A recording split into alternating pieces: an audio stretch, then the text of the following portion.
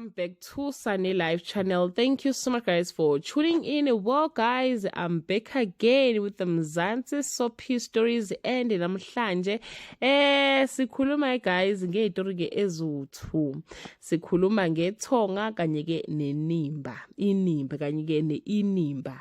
Ngazobe ngisho kahle yini. So guys, njengoba ukuthi kwaphela ke kakhulu sikhuluma ngethonga.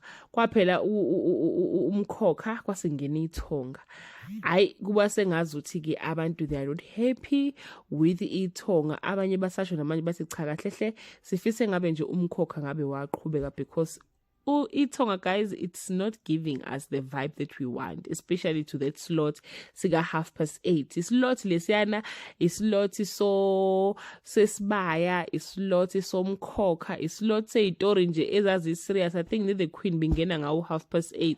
So ithonga ngibona ngathi storyline nasabo guys sizosixaka because it's rounding lapha iraunda ku Pablo, iraunda ku Sanele, iraunda lapha nje nodlela abafakile this time, but kusho ukuthi nje sizobuka le yanto over and over, kuyaliwa kubanga indaba yama contract. But how long the storyline will last, like that kind of storyline ukuthi nje siyazi ukuthi uPablo will be fighting, uPablo will go to kaMagwaza eyobuza ukuthi akuzwe ingane yakhona ngapha ithonga, which is ubanele washona, like uyahamba uyabuya like kulenyanga nje kuvelile kumathezes ukuthi uzophinde futhi amengame uSanele with ama decision and stuff. So guys, I found it very boring and ibuya sengazuthi ayizokhona ukustresha kahle to storyline eyiningi beside lesi nje sisibona ukuthi kuzokwakhiwa amanzi bayalwa laba kuyadutshulwana.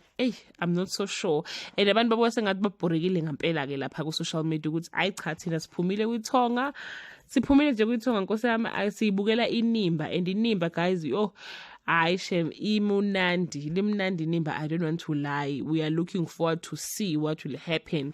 You know, there is a lot of ama gaps abavulile ukuthi the other storyline can continue in this kulama characters, the other storyline can continue from these other characters.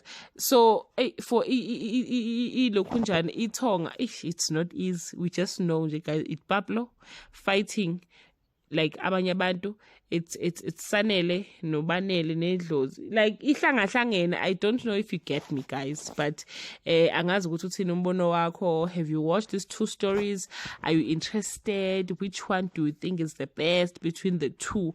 Because wow, uyabona inimba, we can't wait to see what will happen with Tumega. We can't wait to see what is going between Uhlathi noZoleka.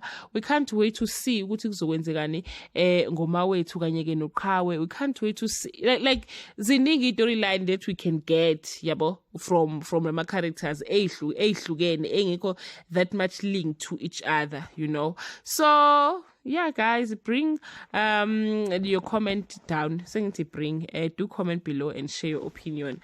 Bye. Welcome back to Sunny Live channel. Thank you so much guys for tuning